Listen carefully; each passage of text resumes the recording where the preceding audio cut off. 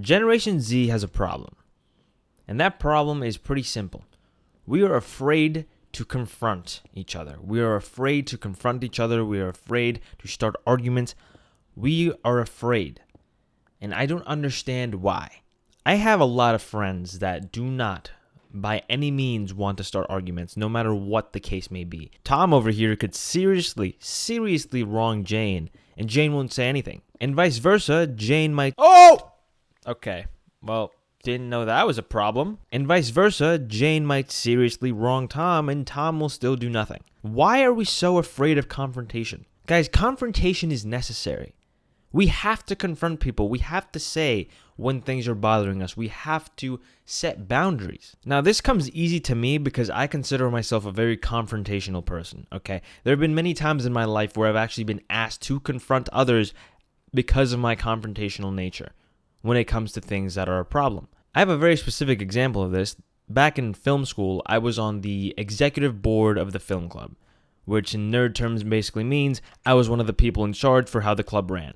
And this was a serious club. We had a budget of about $10,000 to $20,000 to work with to make short films and movies and basically pursue our passion of filmmaking.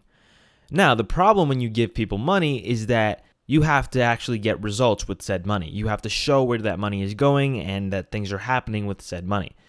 So we had an issue with one of the producers who was on one of the films that we used our budget to create. And the issue was that it was stuck in post-production, which basically means it was stuck in the editing process. Now, the way the hierarchy works is that there's the executive board, then there's producers and directors, and then there's everybody else. So we basically had final say on what happens with the project and how it really ends. But in reality, that's usually just a formality. It's mainly so we can keep things running so that the film doesn't get stuck and never get made, ever. And the creative control stays with the producers and directors who actually worked on the project. So all we really had the authority to say was, hey, we need this done by a certain time. That's all we needed. We just needed the film done by a certain time, a certain deadline, because we had to show it at the end of the year for our yearly premiere.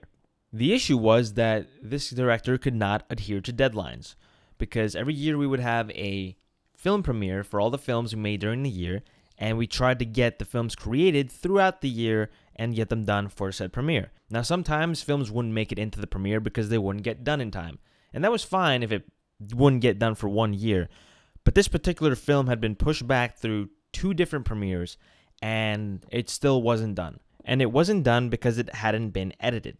Now, why hadn't it been edited? Because the editor was also that same producer. But the problem was this producer would leave things to the last minute and would always miss our deadlines, asking for extensions because he was, quote, so busy and doing all these things, which in reality was bullshit. He wasn't doing anything. And even if he was, it didn't matter. He signed up for this, he had to get it done by a certain time, and he wasn't getting it done. And this guy did not like that we kept asking him for cuts of the film. He did not like that we told him to speed up the edit, even though he had 2 years to edit it, something which should have taken him a month. He blatantly ignored all the deadlines we gave him and the requests and everything of that sort, to the point where the president had to take action, like serious action, and tell him, look, this film is not making it into the premiere yet again if you don't bring us a cut of the film by this deadline. And of course, he did not meet this final deadline. And he, of course, did not like this. He went apeshit. He said, well, this deadline is a fake thing that you guys made up, and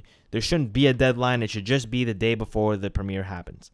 And, of course, that's not how things work. We have to watch over the film, make sure you didn't leave any major mistakes, make sure you didn't, start blasting porn in the middle of it or whatever the hell, because we don't know what you might do. You might be crazy. You might be X, Y, and Z. We can't show the club something that we haven't vetted first. Because at this premiere, there could potentially be children. We have to make sure that everything is either appropriate or inappropriate. So we had to have an intervention with this guy. And now, there wasn't really an issue with this intervention, but the president at the time asked me to help intervene because she knew that I was good at confrontation and she was not as good at it. And of course, this is not to hate on her. She did great as a president. It's just that certain things, certain people are not great at. So I was asked to be at this intervention. And of course, the intervention started well and, it was all cordial and whatnot. But it very quickly developed into something that wasn't as cordial. And it required me to put my foot down in ways that I think a lot of people wouldn't these days. It required me to say in a professional manner, look, man, your film is not making it in because you keep blatantly ignoring us. Straight up, you keep blatantly ignoring these deadlines and you're going to be held accountable for your actions. Your film is not making it in this premiere. And he tried to give us his sleazy little work with me routine and compromise and this and that. And we were through with compromising with him. We had given him 2 years. We were done. It's over, bro. You either have to give this film to somebody else or you're going to have to wait another year or whatever the hell. And he was irate. He was so pissed off that all his hard work and this and that was not getting made. And we said to him, whose fault is that? If it isn't the consequences of your own actions, pal. And then the intervention ended. The call ended. We had this whole back and forth on emails and accusations and threats. Like, such man-child behavior. It was insane.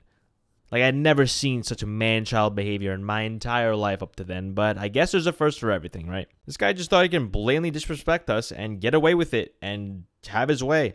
No, that's not how the world works. Clearly, this guy had never been told no as a child. Anyway, where am I going with this? The reality was we had to confront this guy. We had to confront him because he was being disrespectful. He was not adhering to what we asked of him as the executive board, and we had to put our feet down.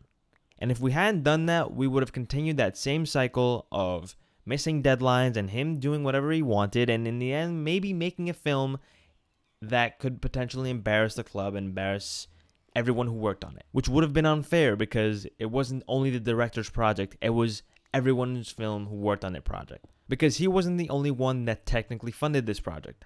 Everyone that goes to that school technically funds that film club because part of our tuition actually goes to the club, right? The money that we get from the student government came from the money that we paid the college as students as part of our tuition. So naturally, you can't just let people do whatever they want with things that cost money. Now, after all of that, what happened?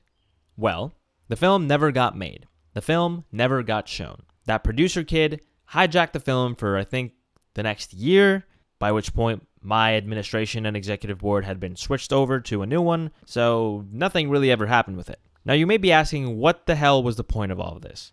What the hell is the point of this confrontation? It doesn't seem like anything happened and everyone seems to be unhappy. Well, actually, something really good came from this confrontation. And that thing that's really good is I now know, and everyone who worked on that film and everyone who worked with this guy on that film knows not to work with this guy, not to hire this guy, and not to recommend this guy when he goes into the film market. One thing you will come to find out if you ever pursue filmmaking is that it is a very, very small world. People know who you are. People will know who you are by association and by other people mentioning your name. Okay? If this guy were to ever ask me for a job at some point, let's say I'm a big film guy, big film director, and I have my connections and I got all my friends from college to work on this big $40 million film. If this guy asked me for a job, I would not give it to him. Why would I? He caused so many problems for me when I was in school with him. If this guy asked me to be on a job with him, I would not join him. I would not help him because I know how much of a pain in the ass he is. If somebody asked me about him and said, hey, is this guy good? Should we hire him? I would say, no, he's not. Because yes, he might be good at X, Y, and Z as a skill, but he's a pain in the ass to work with. That is like career suicide what he did. And while it was career suicide for him, it was a great thing for us to know before we spent a huge amount of money on something. Because in the film world, the budget that we had given for his film, I don't know, I think it might have been around $2,000. $2,000 in the film world is nothing, okay? So I'm glad that it happened there instead of on a huge film production where we had actual people's jobs on the line. Now, was the outcome a good outcome? Not necessarily. But was the outcome a necessary outcome? Yes. So I guess there's two lessons in one here. Confrontation is necessary. And part two is if you deal with that confrontation in a way where you will not compromise or you will not be considerate of what the other party has to say or wants to do, you will end up burning bridges, which is not a good thing in life. You don't want to burn bridges, okay? Even when I quit my job, which is pretty much a confrontational thing in most cases, I made sure that I was respectful. I made sure that I didn't burn bridges. I made sure that my employer was good to go and was going to be able to move on from me being an employee there without much trouble. Confrontation doesn't always have to end badly. And the result of that, if I need a reference, if I need someone to vouch for me, my bosses from that job will vouch for me. And in the same way, I would vouch for them because they were respectful, they were good to me, and they let me go in a way which didn't cause any turmoil. But I guess that's technically not really confrontation. So let me give you an example of confrontation that ends on a good note. I had a friend in college, let's call her Lydia. So Lydia and a couple of other friends were hanging out in it was one of the university buildings. And we were talking about things and we came to the topic of relationships. Now, recently, Lydia had gotten into, I don't know if it was a relationship yet or she had just started dating someone. And Lydia, poked fun at me for liking some girl. And I also poked fun at her back for the dating situationship she had at the time. Now, the thing about Lydia, which of course I didn't know at the time, is that she did not like when people talked about her personal life like that. Because I was one of the few people who actually knew about her dating someone. So she came up to me after we weren't in the group anymore and said, look, don't expose my personal life like that to others. I don't like that. And while I was a bit annoyed because it was a bit hypocritical of her to kind of not be able to give what you get, it didn't really matter that much because it wasn't my life. It wasn't my personal stuff. It was her personal stuff. And I'm sure if I said to her, well, I don't want you saying X, Y, and Z about my girlfriend, that she would, of course, listen and not do it. And so I apologized. I said I wouldn't do it again. And we just moved on. And that way, this friendship of ours didn't get strained. Because all it was a simple confrontation, a simple ask, a simple, hey, can we talk about this because I'm uncomfortable with this. That's all it really is, a simple communication. Confrontation doesn't necessarily always have to be a bad thing. You can just talk, okay? You can talk with your friends. You can talk with your boss. You can talk with your parents. And sometimes it can get ugly, like it got with the film producer kid. And sometimes it ends up going well. And there's no issues, and you get what you ask for.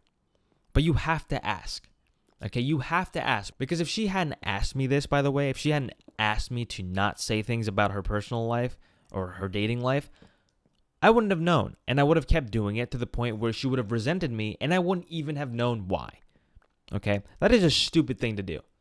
Not doing anything, not confronting someone when shit is bothering you is a stupid thing to do, because then you end up resenting.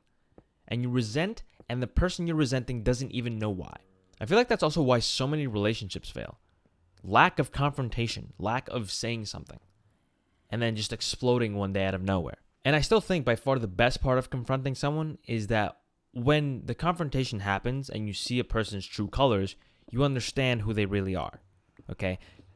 We understood who the film director kid really was. And in that same light, my friend understood who I really am. And on the other side of that coin, if you confront someone and they just choose to ignore you or they choose to not participate in the conversation, then that makes things a whole lot easier for you because that is a person that is not worth your time. That is a person that will be a thorn in your side and you will not be able to ever get anything done with. Relationship, job, nothing. So in confrontation, you see who people really are.